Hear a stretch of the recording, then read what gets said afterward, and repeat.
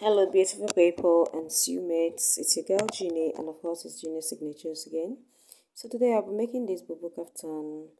It's quite easy, it's beginner friendly, and it kind of look a little bit different from the usual norms of how Bubu looks like. So if you feel like you're tired of using only African print for your Bubus, you can just try this out and give it a trial, and it's going to be coming up very beautiful. So if this is what you're interested in, please kindly watch till the end, especially for our beginners. And if you have any questions, please kindly leave it in the comment section. I'll be obliged to answer our questions. And so without wasting further time, I'd like us to get straight right ahead into the cotton of this beautiful piece. So thank you to all my amazing subscribers. Thank you all and God bless you. So I have my fabric for on the table. So I'll be making use of this African print and of course a crepe material. So for that crepe material I made use of like almost 3 yards, not totally 3 yards, so but I think 2.5 yards should be enough for that because the length is by 16. Yeah. And for the African print I just made use of probably 1.5 yards. Yeah. So if this is what you want, let's get right into the cotton paper. So I'm just trying to show you all my instruments and my tailoring chalk, my tip roll, my pattern master, my scissors, and of course the fabrics I'll be using. So before we get right into it, I'm just going to be folding this fabric into 4 because I would want to cut out the front and the back piece all the same time. So I'm just folding into 2 lengthwise and then I'll fold the other way. So that will make sure, or that will make it to be in 4 unfold.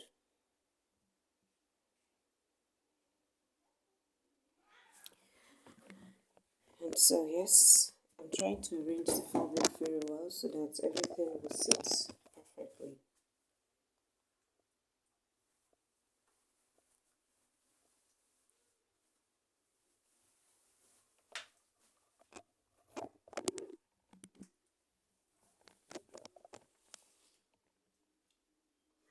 This kind of fabric is quite shaky, and also you just need to be careful when trying to arrange it so that you won't run into problem of some places going up and some places going down.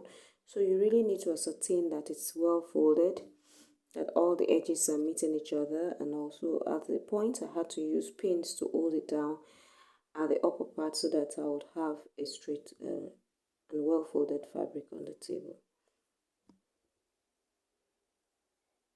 So I've already got out the length. The length of my gown is going to be, for now, before adding the African fabric, I'm going to be making use of 39 inches. But the total length of my gown is 59 inches. So, but where I want the first layer to get to is going to be 39 inches. And so the remaining inches will be used for the African print. So for now, I'll be marking out 40 inches because I'll need half an inch to join, or 1 inches, or 1 inches, sorry, to add the African prints to this part of the fabric. So I'll need a sewing allowance. So I just invariably made that 40 inches.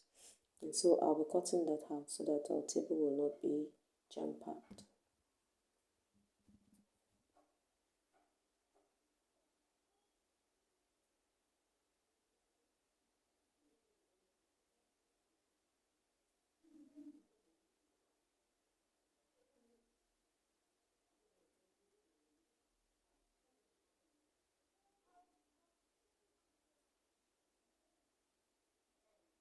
And so we have our length.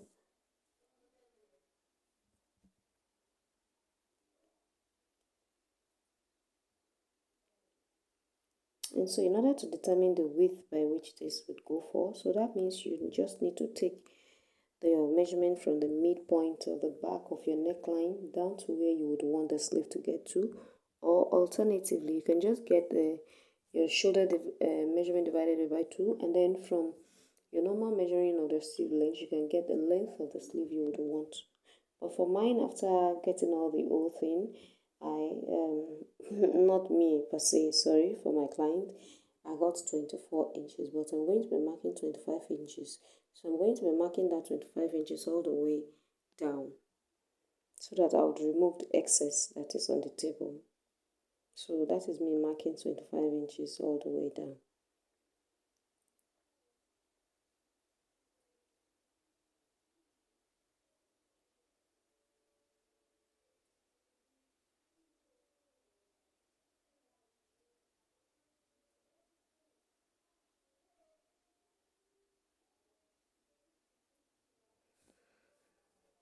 So if you've watched up to this level, please kindly hit the subscribe button, like, share, and please kindly give this video a big thumbs up.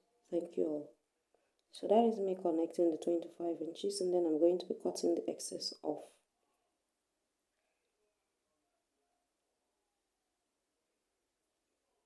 Please, if you listen to any background noise, please kindly forget about that. Please kindly ignore. Thank you.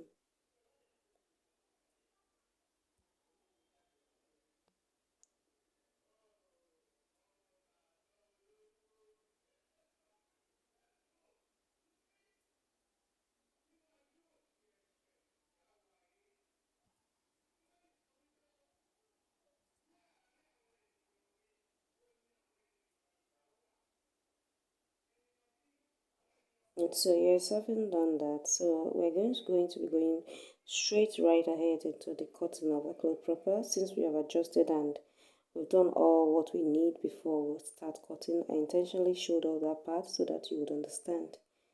So then the first thing I'm going to be doing now is to get my neckline. And for my neckline, I'll be using 4 inches, but if you don't want yours to be too wide, you can go for 3 inches or 3.5 inches. But I'll be making 3 inches for the neck width, and for the back neck depth, I'll be making use of 1 inch. For now, I'll be cutting that. I'll be cutting out the front neck depth later on. And then for the shoulder slope, I'll be coming to the edge of the cloth and I'll be coming down by 1.5 inches for my shoulder slope. And from my neck width, I'll connect my shoulder slope like so. I don't want to use my pattern master because this fabric is shaky, so and it won't work if I use my pattern master, so that's why I used my free hand. So now I'm cutting out the neck depth for the back, and then I'll be slanting out the shoulder slope as you see me do.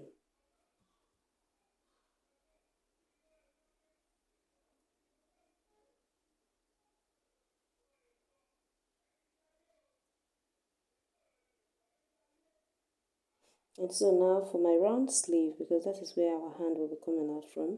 So like for example, I just want to show you something like for my round sleeve, it's not really mine, so I'm just trying to use this as an example. Like now my round sleeve is 9 inches. So instead of me marking out 9 inches or 10 inches right there, no, I'll just be doubling or tripling that, because that place is going to be having a rubber band, an elastic band, sorry, that would make it smaller and tighter.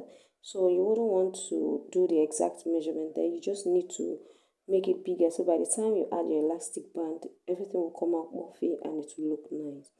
And right from that side, even though later I had to adjust that, I just came in by 1 inch. But please, if you want to make yours, kindly go in by 3, 4, or 5 inches and then carve it out, because when you see the thumbnail, you see that the underneath of the sleeve was curvy to the length of the top. So I later adjusted this off camera before when I was joining the sides, because I used 1 inch here. So please take note of that. So like I said, if you want to cut out this part, please kindly go in by 4 inches at least, so that you would have that curvy part that is under the sleeve as you saw on the thumbnail. So I'm cutting this out. Like I said, when I was joining the sides, I had to come in more to get that perfect shape that is on the thumbnail. So now having done that, I'm going to be removing the back piece, and then so that I can adjust the neck depth for the front piece.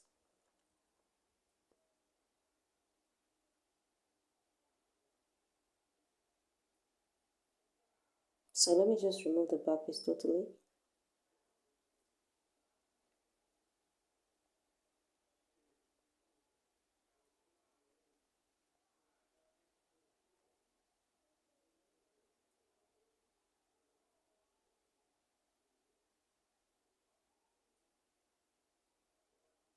So you can see the material is very shaky. It's scrap material, but it always comes out beautiful, yeah. So just try to arrange it very well.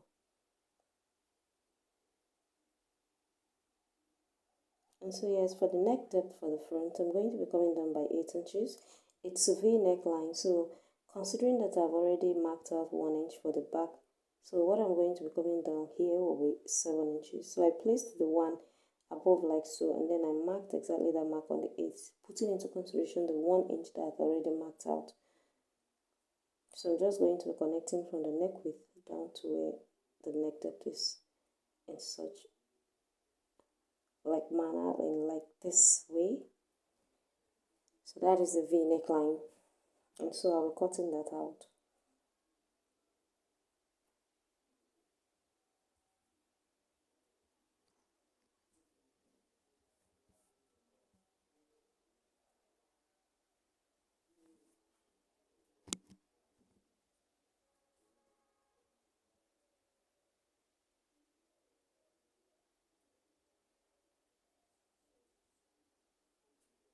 So we have our V neckline. So I'll be making use of a facing, but if you don't have enough fabric to make a facing, you can use a bias, but facing always comes out beautiful. So at this point I had to forward here because my fabric was remaining all these pieces, so I had to join and join. I don't know if you know how to do that, but I had to do that off camera. I had to join my pieces so that I would be able to cut out my facing, because I just felt like facing would be neater than a bias.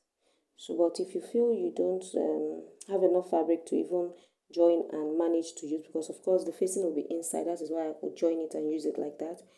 So if you feel you can't make use of the facing, you can just manageably use your bias, a matching bias, please. So that's why I showed it here, like you can make use of a bias, but if you want a neater job, please, you can make use of a facing. So having done that, the next thing we're going to be doing now is to be cutting the lower part. I had to forward all this part because I just felt like it was just like would be a waste of time and a waste of data. So that was why I just had to forward all these places. So what I did here was that I haven't cut the first part, and like I told you, the full length of my gown is 59 inches. I've cut out 39 inches for the other part. So when you minus 59 minus 39, what you have left is 20 inches. So the remaining length I'll be using now is 20 inches, then plus 2 inches sewing allowance that I'll be folding for the lower parts, the hemming parts. That is what I have. I have 22 inches. And in order to determine what I'll have on fold, I just measured my clothes folded into two, that is the plain part, and I'll cut out exactly what I have there. So I'm going to be cutting both for the front and for the back, because this is what I'll be joining to the lower part to make up for the length of the gown. I believe you understand my gist.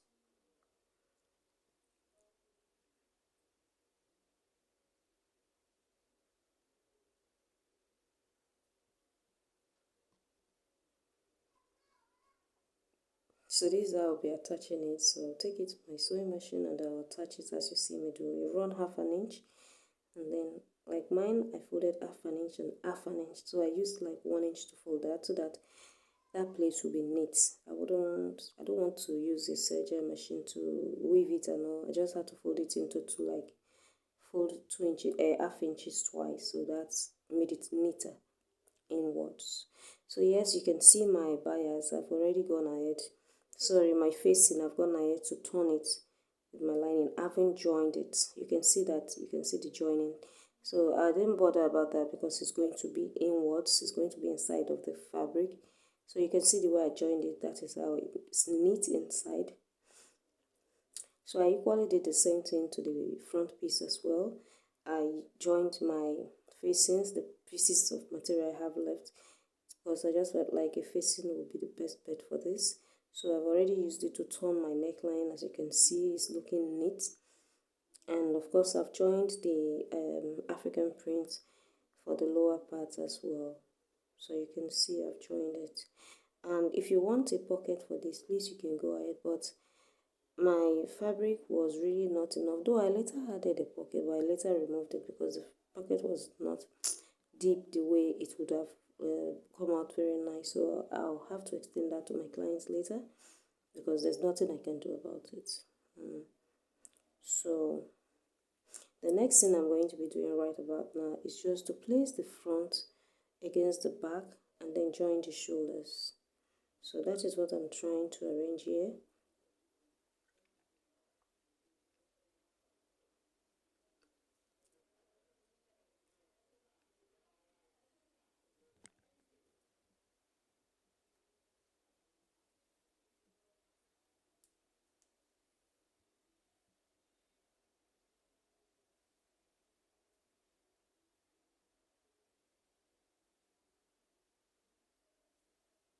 So I'll just bring the front piece. So this is the front piece.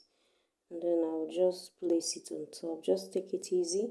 So at the end of the day, later I'm going to be using my hemming gum to gum that my facing to the fabric so that it won't be flying up and down, because it will be ridiculous that your client is wearing this clothes and the inner facing keeps popping out of the material. No, that will be a very bad impression. So please don't forget to use your hemming gum to gum this facing to the fabric. I just want to be through with everything, and then I'll go that and do that off camera.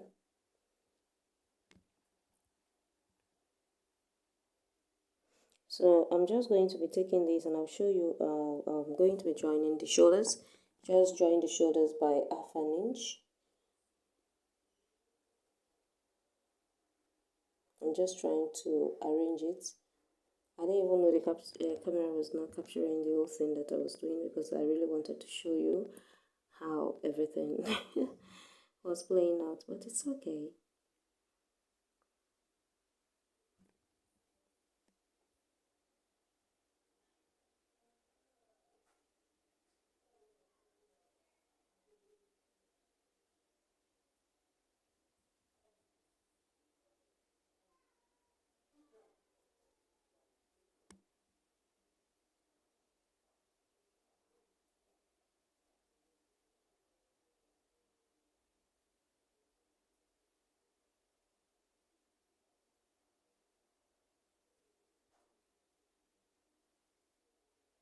So align the shoulders properly, and then you go to your sewing machine and then you run half an inch on this side and then on the other side as well.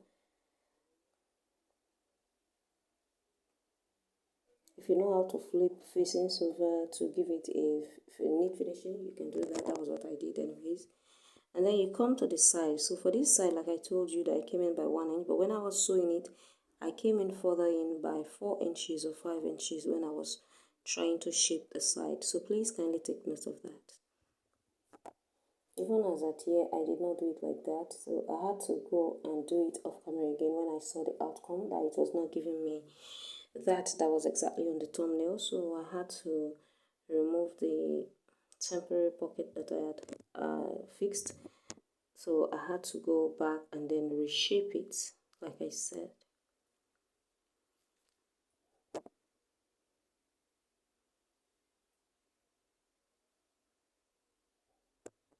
So as at this point, we're almost through with the whole thing. The only thing left here, because I had to do the sleeves before adjusting the sides here. So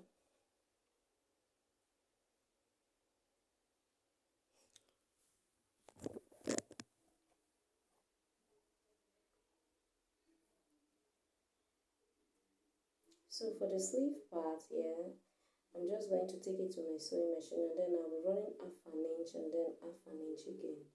Please make sure that the elastic band we're going to be using is going to be half an inch so that it will go in through the stitches. So I'm going to do that and I'll be right back. So I've gone ahead to do that and then I'm back, and then of course I'm back with my elastic band. So you can see I've already run the stitch on both sides of the sleeves. So now in order to determine what I would need, or the length of the elastic band I will be needing for this, you know, like initially I measured 9 inches and I said I was just using myself as an example, but incidentally that was exactly the same round sleeve from my clients, 9 inches. So I'm going to be marking I'm going to be cutting out 9.5 inches of this elastic band, and I'll be cutting out two pieces because of course one will be used for each side of the sleeve.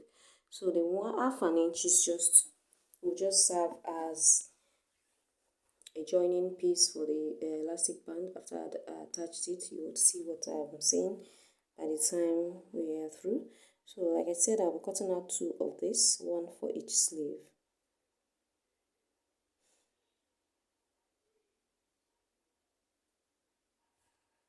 And then I'll be making use of my safety pin,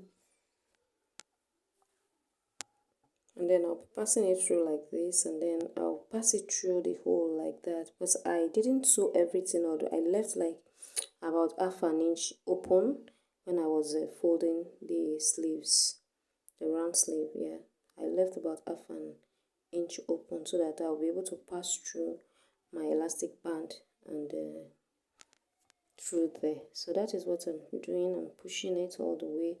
As you can see, you just take it easy. You just pass it through all the way until it comes out on the other side of the sleeve. So let me quickly do that and come back and I'll show you the end result.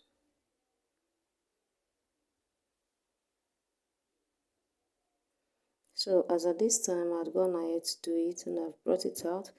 So this is how it is. So you see I brought out the two elastic bands tips. So I'll just take this to the sewing machine and then I'll run a stitch across it to put it in place so that it won't pull out.